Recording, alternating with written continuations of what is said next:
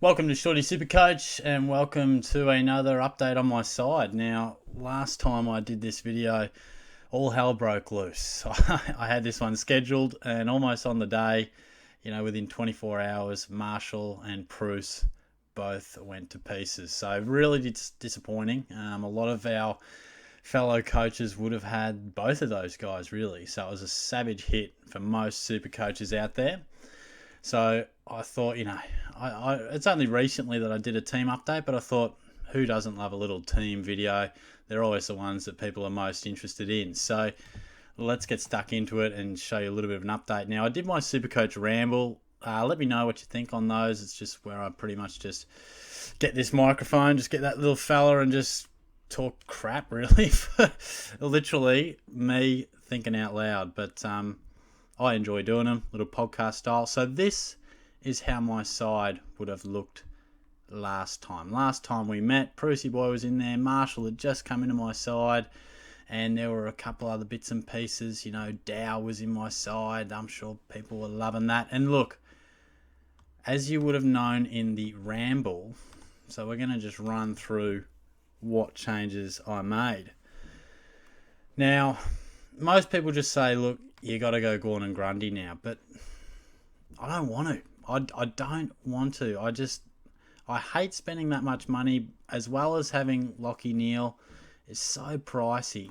It really does sting. Now, let's just take Marshall out of there as well, because that will allow me to then show you what I am doing in the ruck department. Now, look, of course I'm going to want Gawn and Grundy as a combination at some stage, but I just don't want to start with him. But I am going to start with this man, Sam Draper. Now, that's pretty ballsy, it is a gutsy move. I did prefer Preuss, there's no doubt about it, clearly. He was cheaper, going to be number one ruck, was an absolute man mountain. Fact is, we can't have him anymore. So, Draper is looking the goods. I think he showed us a lot last year, and he's a super talent, been dominating VFL. Do you guys remember what Gawney was doing in the VFL before he absolutely dominated the Cats, broke out, and then ever since has been basically the best ruck in the comp? He was dominating VFL, and I'm not just talking playing good footy, just insane numbers. If you look at Draper, he's doing similar. Now, I'm not saying Sam Draper's going to be Max Gawn, but he definitely can be top 5 ruckman in the competition. Maybe not this year, but in the future, I wouldn't be surprised if he is. Now, Essendon rate him so highly. Bell Chambers retires. Draper's the man. I feel comfortable with that selection. I feel like an 80 is very much attainable. And to be honest, I'd be liking him to start the season red hot and wouldn't mind seeing a few tons early on. I think it's possible. So, actually, what is Essendon's run early on? Hopefully get a couple of soft kills. Hopefully they don't run into too many absolute jet ruckmen. Let's have a look. Well, that works. Hawthorn fairly weak. Port, nothing to... Ryder, whatever. Sid, this is good. Brisbane solid. And then he meets Grundy. Then he meets Carlton. Don't have too much chop. Giants, equal. That's good. That is actually real good. You just don't really want your younger type of ruckman to just meet Gawn and then Nick Nat. And you know what I mean? So... that worked out all right. Now, I'll tell you what I did do in the forward line. For a fleeting moment, I had Jai Caldwell in there. And I would have said in previous videos, don't know much about the kid. I need to research him. Did the research and loved what I saw. If you've got him in your side, I'll get you. I'm hearing you loud and clear. He looks a real talent. He's going to get opportunity. But I just looked at that side. And what have I done here? Oscar Allen. Jesus Christ. Did I not press Jai Caldwell? I must be losing me marbles.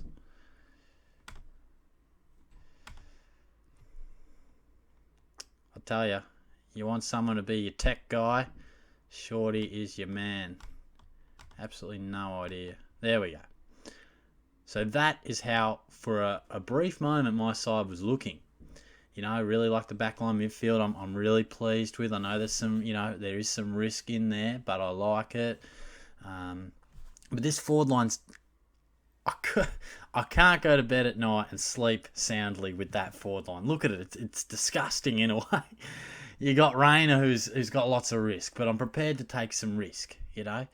Caldwell just adds more risk. Zeebel's got some risk. Paddy Dow, also risky, but he is cheap. And Dusty Martin, you know, is the only guy who you can really bank on. So I thought, oh, Shorty, you can't do this, can you? And then I saw this article because I was just hating what the forwards were producing, and I don't want to start Josh Dunkley. Marshall's down. I just can't get on board with the side bottom price. Well, I don't want to go shopping. Jesus Christ. Paddy Dangerfield, give me some news articles. Then I just stumbled around. Where are we? Come on, show me the damn article. Any danger? AFL.com.au. That's what I'm talking about. Pain-free, danger, eyes, midfield return. Okay, yes, he's not going to be fully fit. He's touch and go for round one, I'll get that. My concerns remain for what he was doing in terms of his body. Let me just check how we're going for time here. Yeah, we got a couple of minutes up our sleeve before it times me out. Groin injury concerns me a hell of a lot. Don't get me wrong. Very much concerned about that. But I just feel the fact that he's going to be deployed as a midfielder, insanely good. I mean, it's a no-brainer in my opinion. Yeah, okay, occasionally kicks some goals, but he's not that good of a forward. That's the funny thing. Yeah, he can move forward, but as a starting forward, he's not Gary Ablett Sr. But what he is our best midfielder. I know Guthrie improved, Duncan, you know, great Menegola, fantastic. He's your best mid. So I thought, okay, this forward line needs strengthening, and you're going to want Paddy at some stage, and that's just given me enough of a nudge to make it work. And it just comes down to priorities, really. And I thought, well, sorry, Jai, it's been great to have you. You know, you've come over for dinner once, and, you know, it's probably not going to work out. It's been fun. You're a good fella, but we're going to go our separate ways. Sorry, mate. And I looked around, and I thought, something's got to give here. You know, something's got to give. It's not going to be Tom Green. You know, I like Jordan Clark. Yeah, Hayden Young at Wayne. Sorry, mate. It's not going to happen. Well, I'm a massive fan of him. And that wasn't a decision I made lightly. I know it sounded like it just then. But I probably, when it came down to it, of all the guys that I maybe could offload, you know, it needed to be a fair bit of coin, and I didn't want it to be Green. I didn't want it to be Rayner. You know, it didn't make sense for it to be Rayner because he's in the forward line anyway. You know, it just came down to that's what I wanted to do. And Miller has got the body issues. I think he'll play midfield. I think he'll have a really good year. But the fact is, you got to have some bankable guys. And Dangerfield is bankable. I just felt like I needed to get him in. So yeah, not an easy call because I really like what he's doing, but I just sort of, you know, I assessed my side, and there's a bit of risk in there. There still is, you know, and I'm comfortable with that. But I just felt that Granger Barras, you know, it looks like he could really fit into that back line. Sicily's out.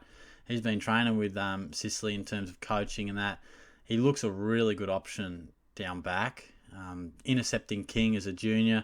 I just feel as if we could see some really good footy. You know, there's a couple of different rookies that you probably would have seen floating through.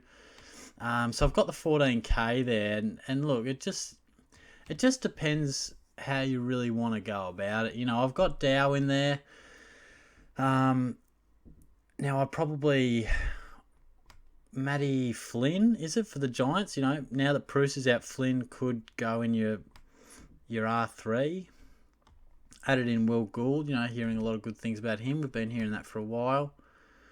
And look, I think if you're not going Dow, I'll tell you who might be a little interesting one. You know, we probably get seduced with a lot of, you know, the drafties and stuff, but sometimes it's better to look at guys who have been in the system for a little bit. And yes, the top drafties, you know, they can certainly get opportunities, of course, but whether they're absolutely ready to go is sometimes another question. And I'll tell you, this fella, just put him on your radars, because I reckon he could be a little sneaky one. And it's Finn Mcginnis, He's in 3% of side, so he's not totally unnoticed, and I'm sure a large majority of that 3% are Hawthorn fans. He's an inside mid type, and he looks good. He looks good. I watched a couple of his highlights last year. He won, I think he had maybe one game. What's it say? Yeah, one game. He had like 12 touches, 7 of those contested. And if you watch him, I know it's a really small sample size, but Hawthorn are going to have a tough year. They're going to be struggling. He could be a guy that they just look to blood. They look to get him games and around the footy and sort of develop that next wave of players. So just keep him on your radar. He's not in my side yet, but probably as we sit at the moment, structurally, it's probably he or Dow. Oh, for God's sake, just refresh the damn page back to my team. Yeah, so I've probably got enough money for one of those upper echelon type of guys. And whether it's Dow or whether it's Mcginnis, take your pick. Probably right now, I'd probably almost favour Mcginnis, to be honest. It's just the fact that I wanted to kind of bat a little bit deeper in that forward line with Dow. But, let's see how we go. So that's my side at the moment. I like the fact that you got these two guys, Dangerfield and Martin, there now. I'm comfortable with taking a bit of a risk with Rayner right here, right now. Whether it stays like that, we'll have to wait and see. I'm loving this back line. I really am. A couple of young gun talents, a couple of guys, who I definitely think could get games as rookies. They'll change, I'm sure, those fellas. But Williams, Mills and Laird, all going to be playing through the midfield. Absolutely love that.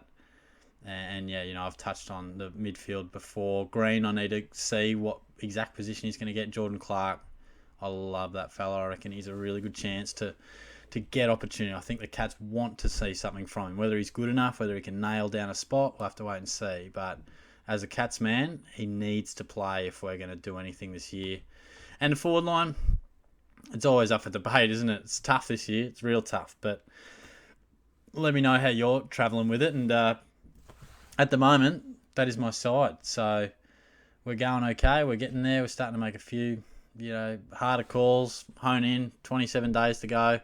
I'm filming this on the Friday, so, fingers crossed that nothing crazy happens by the time I put this up, probably on Sunday. So, yeah, all the best. Hope you've had a good weekend. I'm probably nursing a reasonable hangover at the moment.